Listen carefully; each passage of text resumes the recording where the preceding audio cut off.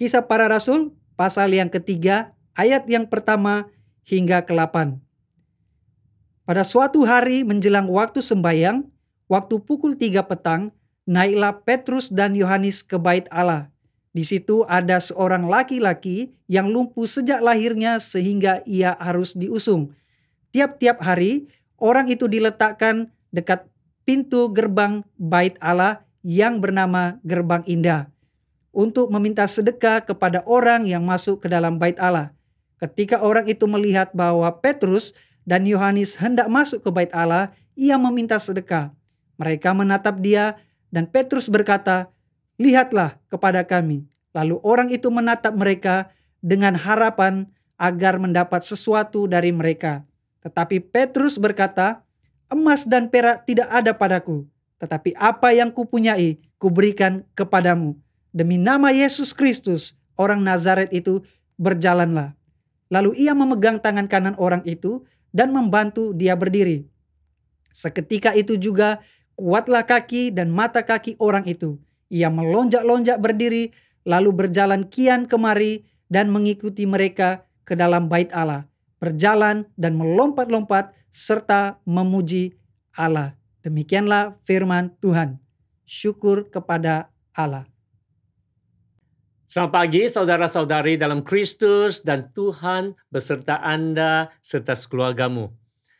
Dan untuk pagi yang mulia ini, saya juga ingin meminta sekalian untuk untuk klik like ataupun love untuk berterima kasih kepada semua tim dan juga staf dan anggota-anggota gereja yang telah bekerja keras untuk memastikan bahawa setiap minggu ibadah online kami dapat berterusan. Mari kita bersyukur dan berterima kasih untuk mereka. Terima kasih. Nah, saya percaya saudara-saudari yang melalui pandemik di sepanjang tahun ini dan juga pelbagai PKP yang kita telah lalui, ramai di antara kita berada di rumah dan telah pun dapat belajar banyak perkara-perkara yang baru, banyak pelajaran-pelajaran yang baru. Contohnya pertemuan melalui aplikasi Zoom. Itu adalah sekurang-kurangnya kita semua telah belajar dan juga belajar untuk beribadah melalui online ataupun secara talian. Ataupun kita telah pun belajar mengasah kemahiran masakan kita, mencuba resepi-resepi baru. Dan juga pada mereka yang punya kebun, kita sangat sibuk di dalam aktiviti menanam dan juga pemangkasan. Saya serta istri saya juga sama. Pada sepanjang tahun yang lalu, kami mempunyai lebih banyak masa untuk mengusahakan ataupun mengurus kebun kecil di sebelah kawasan rumah rektor. Nah, selama ini istri saya sahaja yang bekerja keras melakukan ataupun menanam dan sebagainya. Tetapi tahun yang lalu ini saya dapat membantu dia sedikit sebanyak.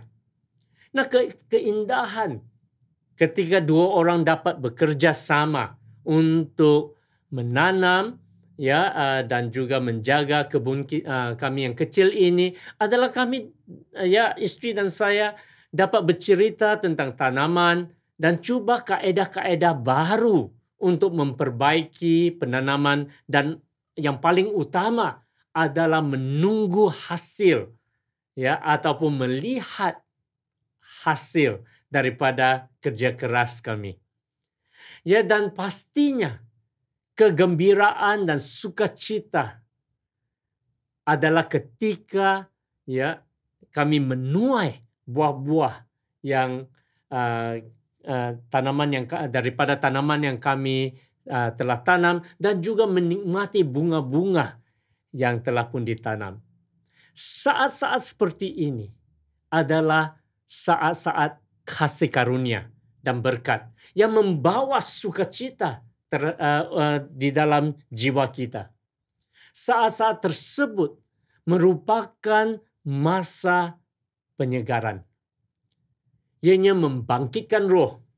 Ianya menguatkan tubuh kita. Ya, tangan dan kaki kita yang telah lelah, ya, ia menguatkannya supaya kita dapat menjalani ataupun meneruskan perjalanan di dalam kehidupan ini. Hal yang sama terjadi ketika kita menerima sama ada bantuan ataupun menerima berkat ataupun hadiah-hadiah daripada orang-orang yang kita kasihi, dan juga daripada para jemaah dan juga rakan-rakan kita. Dan istri dan saya juga sangat diberkati di sepanjang tahun pandemik ini atas pemberian-pemberian dan juga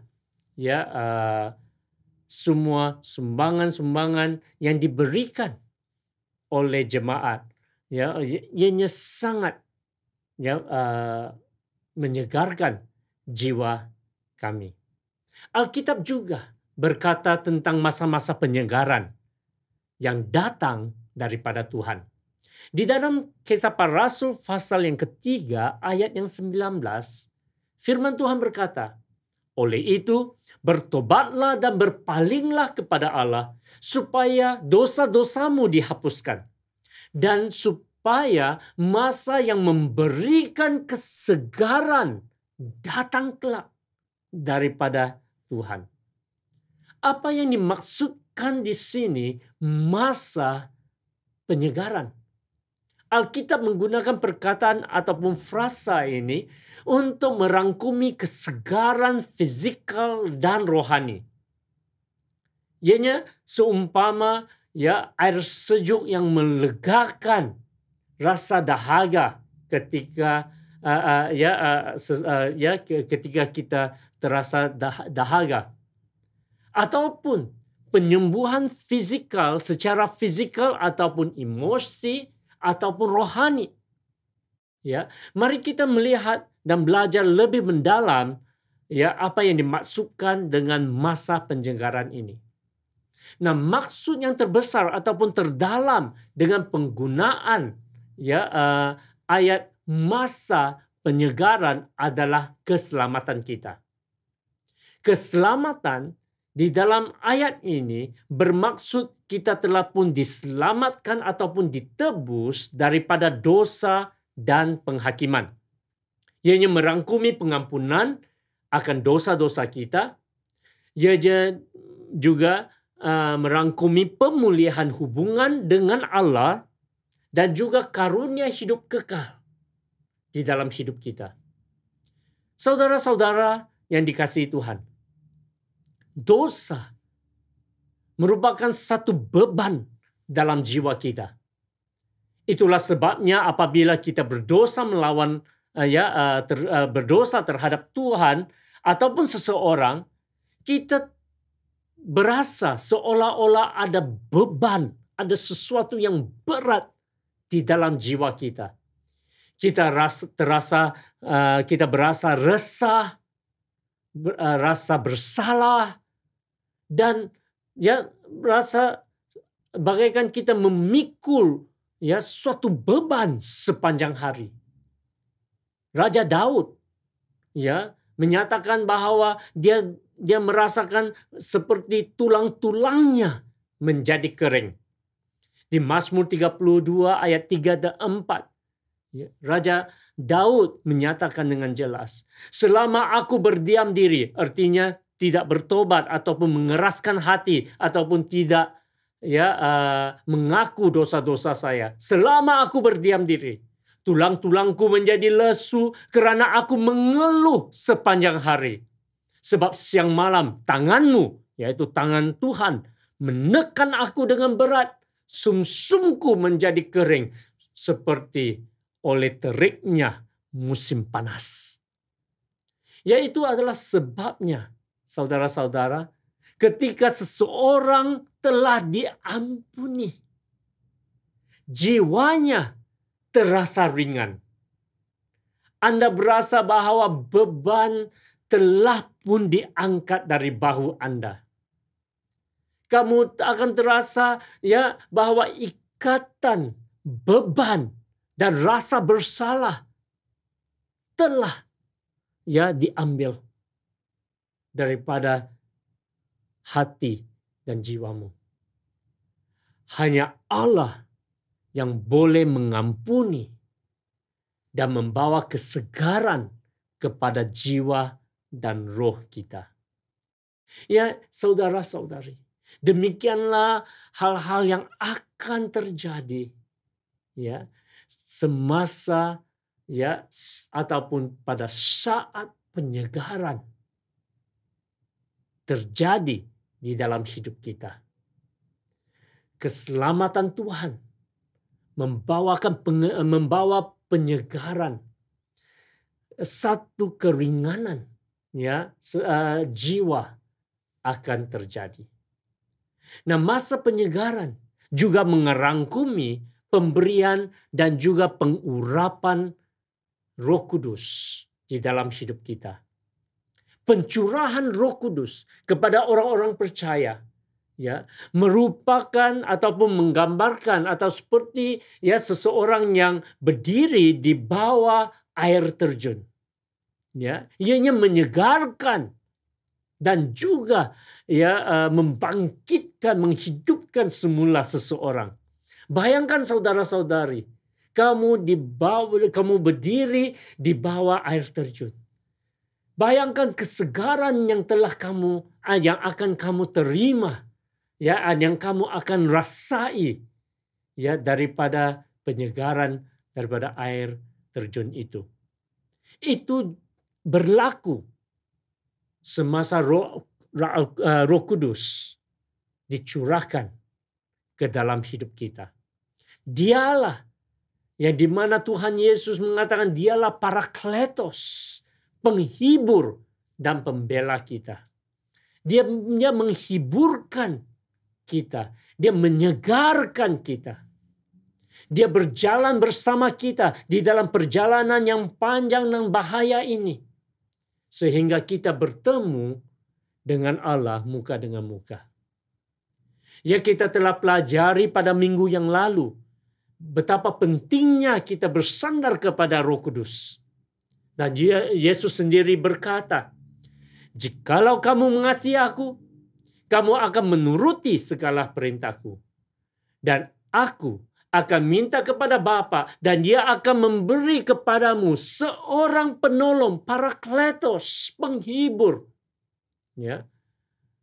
Supaya ia menyertai kamu selama-lamanya, yaitu Roh kebenaran. Dunia tidak dapat menerima dia. Sebab dunia tidak melihat dia dan tidak kenal dia. Tetapi kamu mengenal dia. Kamu yang percaya kepada Yesus. Kamu yang berharap di dalam Yesus. Kamu akan mengenal dia. Sebab ia menyertai kamu dan akan diam di dalam kamu. Dalam kata arti lainnya, saudara-saudari, keselamatan kita datang dalam satu package, ya, dalam satu bungkusan. Ketika kita menyerahkan hidup kita kepada Kristus di dalam pertobatan, ketika kita menerima pengampunan daripada Tuhan, Tuhan bukan saja mengampuni, Tuhan juga memberi penyegaran, memberi hidup kekal, tetapi Tuhan juga mencurahkan Roh Kudus-Nya. Kita akan menerima pengurapan daripada Roh Kudus.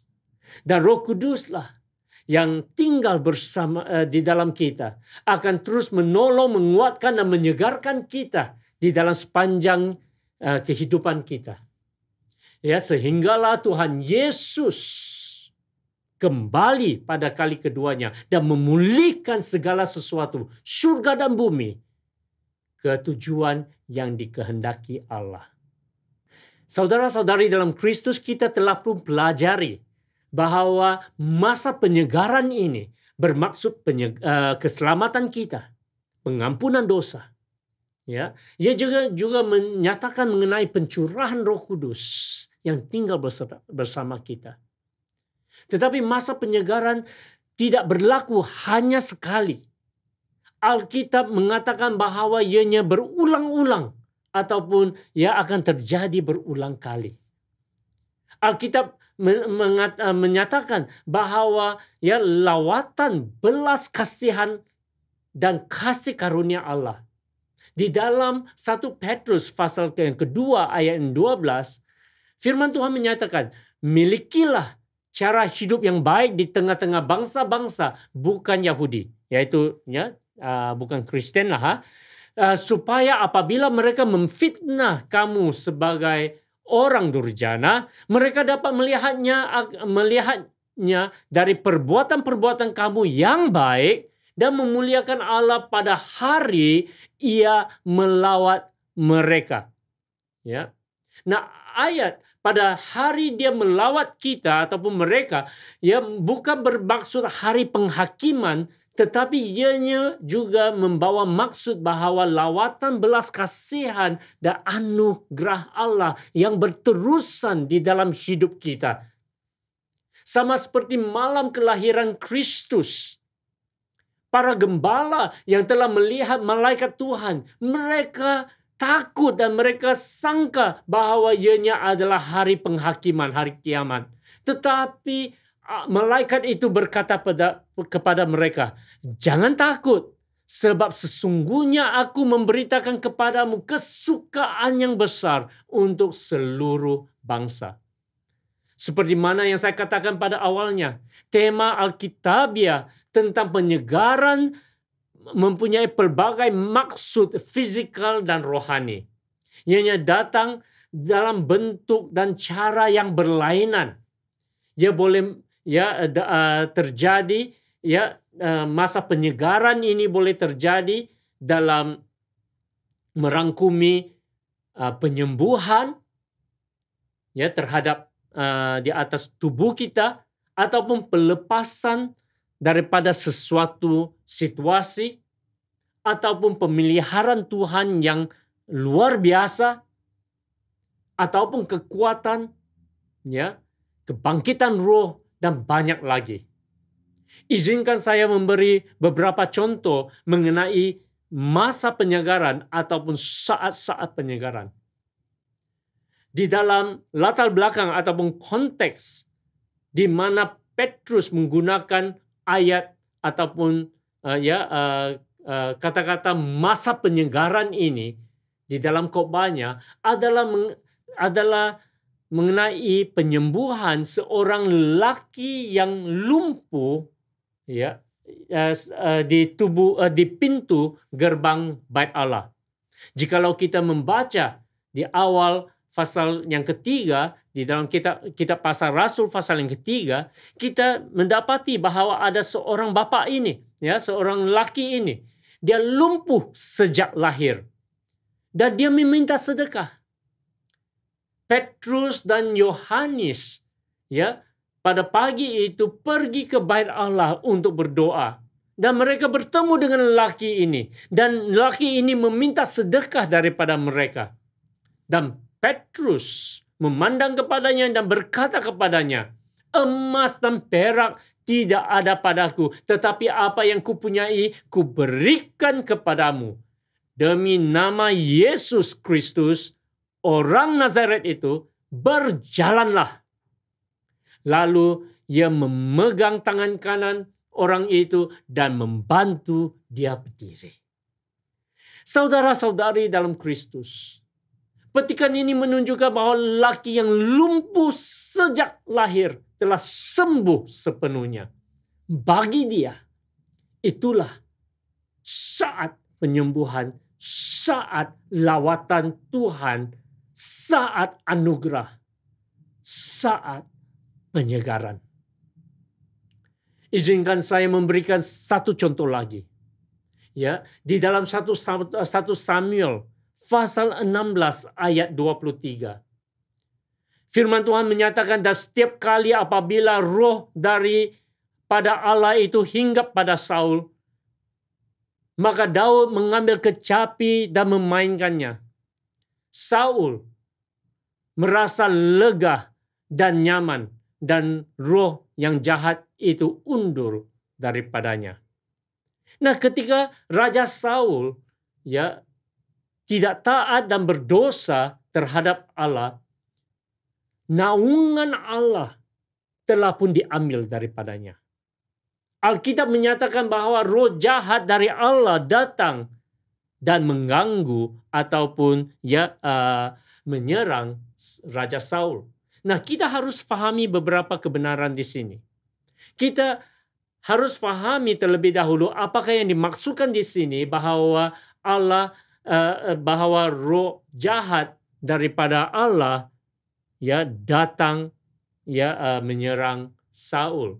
Di dalam pemahaman Alkitabiah adalah ini, bahwa Allah berdaulat dan maha kuasa atas segala sesuatu, termasuk roh-roh jahat. Oleh itu, tidak ada sesuatu perkara yang boleh terjadi tanpa kebenaran Allah terhadap termasuk roh-roh jahat. Jadi oleh itu kita dengan pemahaman Alkitabiah seperti ini ianya tidak bermaksud bahwa roh jahat itu datang daripada Allah. Tidak. Allah tidak melakukan apa-apa kejahatan. Allah yang suci tidak dapat melakukan kejahatan. Dan apa yang dimaksudkan di sini? Dan gambaran yang paling jelas adalah, ingatkah kamu akan kitab Ayub? Di dalam kitab Ayub kita telah dapat melihat dengan jelas bahwa iblis harus meminta izin daripada Allah untuk menyakiti Ayub, untuk menyerang Ayub.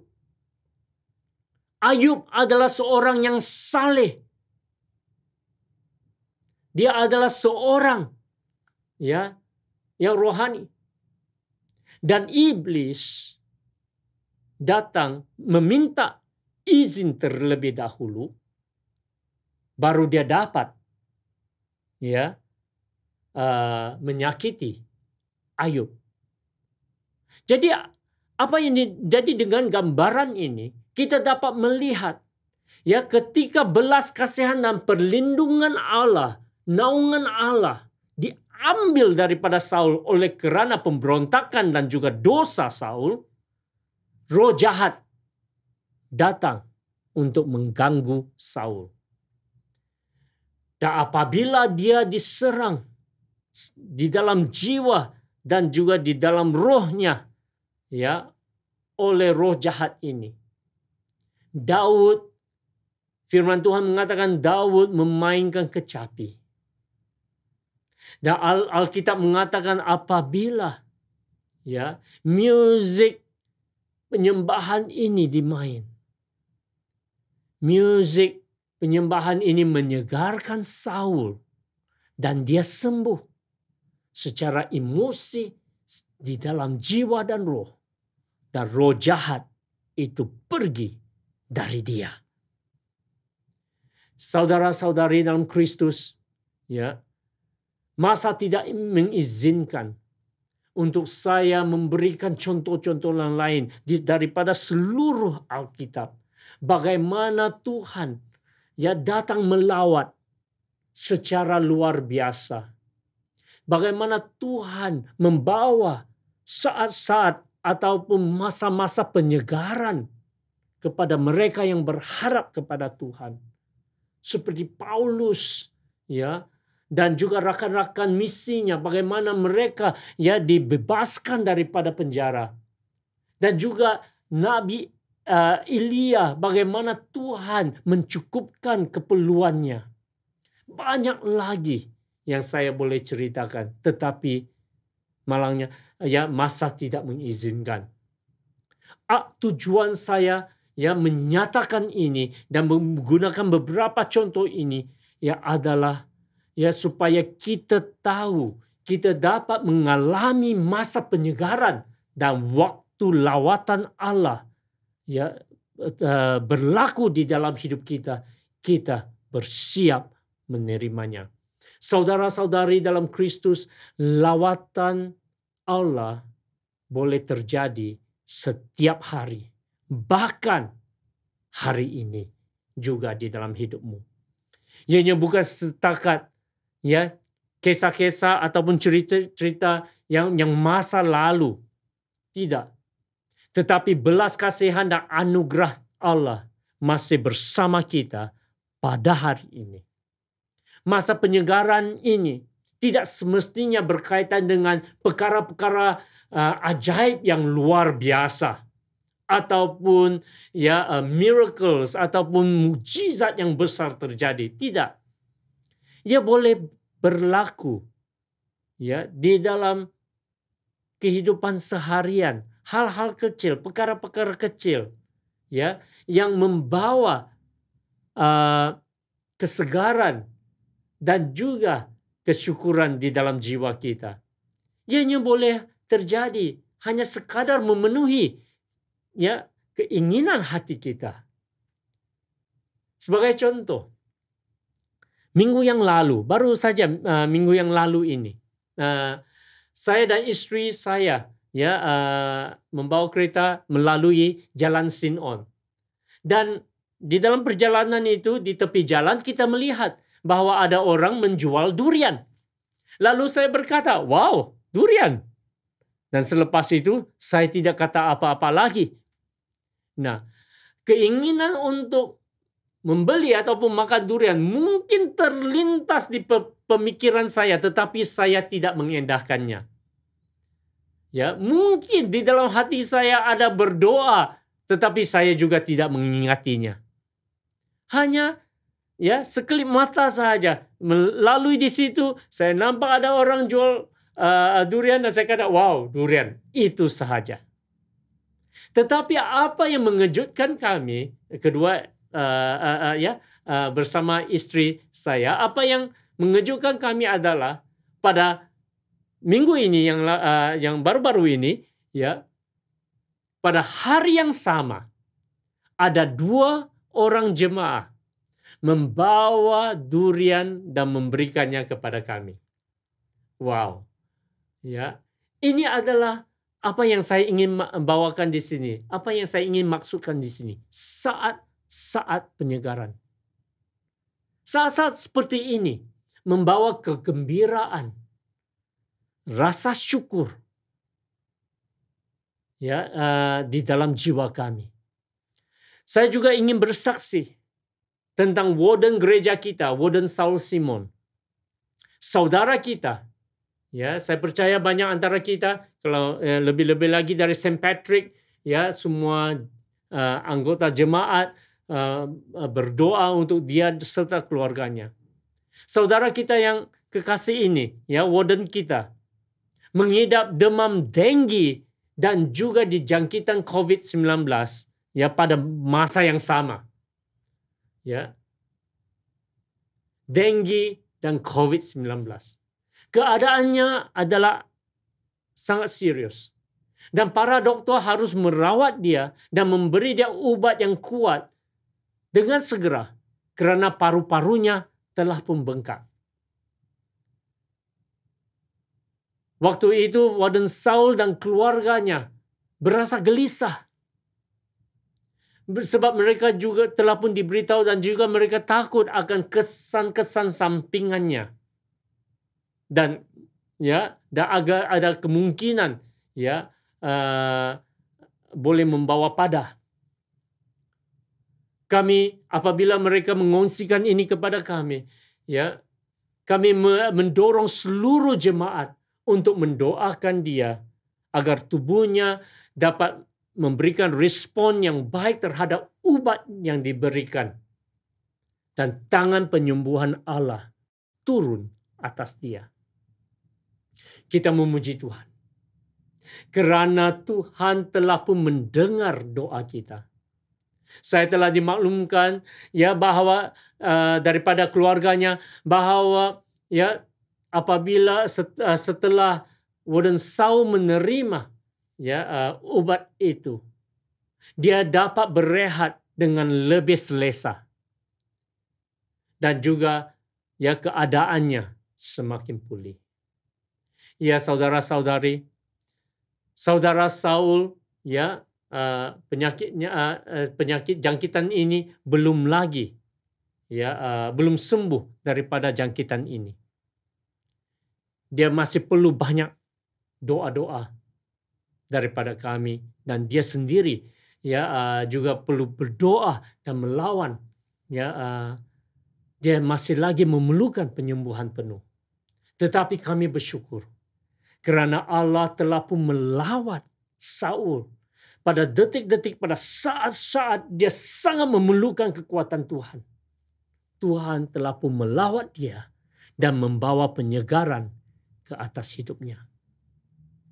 Saudara-saudari yang saya kasihi di dalam Kristus, pada pagi yang mulia ini, lawatan Allah, penyegaran daripada Allah masih ada di sini untuk Anda dan saya.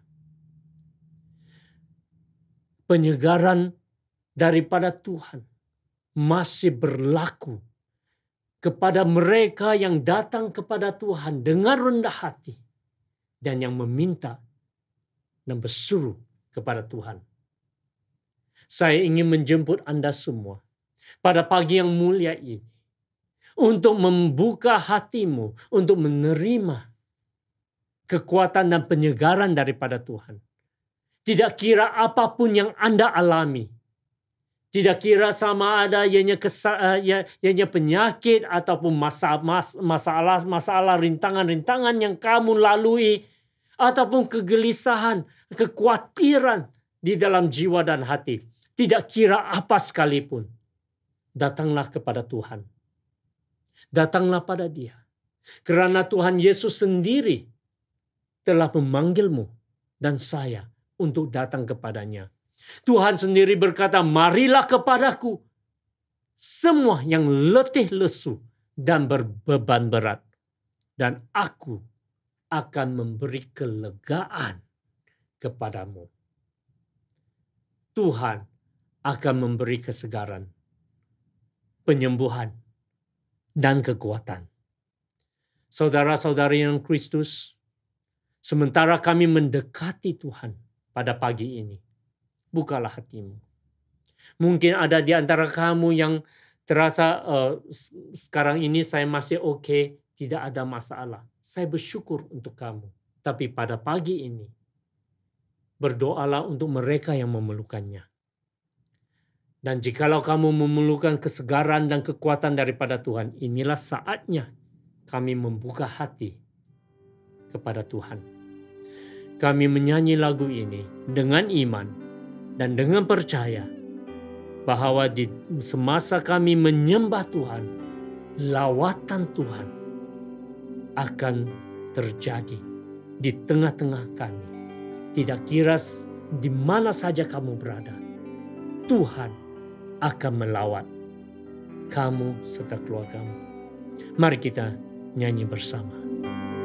Ku menyembah dalam kudus hadirat-Mu, hampiri tata kasih karunia-Mu Bapa.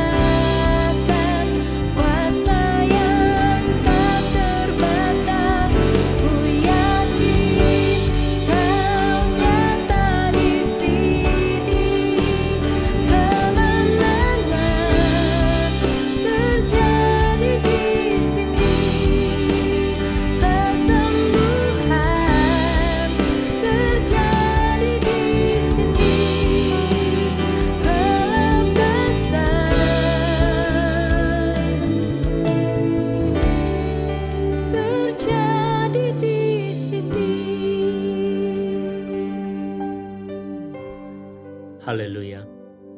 Haleluya. Saudara-saudari yang dikasihi Tuhan, pada saat ini kami mendekati Tuhan. Pada saat ini kami merendahkan hati kami. Pada saat ini kami berseru kepada Tuhan. Saat ini saya ingin Anda yang meletakkan tangan kanan Anda di atas hatimu, ya, dan berdoa dan berseru kepada Tuhan dan menerima kasih karunia dan juga kesegaran daripada Tuhan saat ini.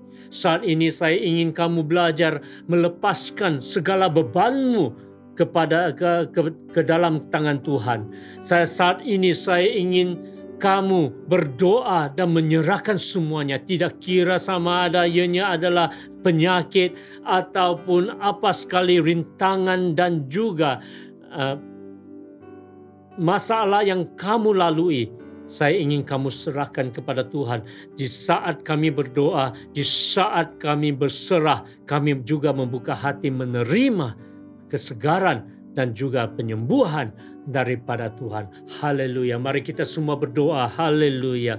Allah Bapa kami yang di surga, pada saat ini saya berdoa di dalam nama Tuhan Yesus. Kekuatan dan juga kesegaran-Mu akan datang atas umat-umat-Mu, untuk semua anak-anak-Mu ya Tuhan, yang berseru kepadamu, yang memerlukan penyembuhan, Tuhan akan sembuhkan. Yang memerlukan kekuatan, Tuhan akan kuatkan. Yang memerlukan pertolongan, Tuhan, tangan-Mu Tuhan akan menolong dan mencukupkan keperluan-keperluan mereka. Tuhan, saya berdoa, Tuhan, kami dengan rendah hati berdoa agar Tuhan akan melawati setiap anggota, setiap keluarga yang memerlukan kamu, Tuhan, pada saat ini. Kesegaran Tuhan akan datang memenuhi jiwa dan raga. Penyegaran Tuhan akan memenuhi jiwa dan roh setiap orang yang bersandar kepadamu pada saat ini. Pada saat ini juga kekuatan Tuhan datang atas kami. Dalam nama Yesus kami berdoa. Amin. Ku yakin Kau hadir di sini. Ku rasakan kuasa yang tak terbatas. Ku yakin Kau nyata di sini. Kemenangan terjadi di sini. Ku yakin Kau hadir di sini. Ku rasakan kuasa yang tak terbatas. Ku yakin Kau nyata di sini. Kemenangan terjadi di sini. Kesembuhan terjadi di sini. Kelepasan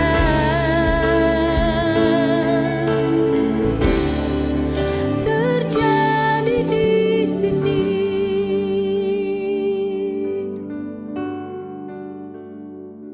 Haleluya. Haleluya. Penyembuhan berlaku saat ini. Pelepasan terjadi saat ini. Penyegaran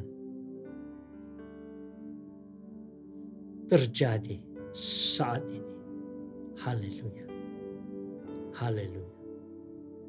Saudara-saudari yang dikasihi Tuhan, sementara kamu terus berharap bersandar kepada Tuhan, saya berdoa agar Tuhan akan terus memberkati kamu sekeluarga. Kemurahan Tuhan akan terus berlimpah di dalam keluargamu. Dan berkat Allah yang Maha Kuasa, Bapa, Anak, dan Roh Kudus beserta dengan kamu dan tinggal serta dengan kamu sampai selama-lamanya. Amin. Amin. Ya saudara-saudari dalam Kristus, terus berharap kepada Tuhan, terus berdoa, dan dengan iman kami hidup di dalam penyegaran Tuhan. Ya saudara-saudari yang dikasihi Tuhan, pergilah dengan damai sejahtera dan terus melayani Tuhan. Dalam nama Kristus, amin.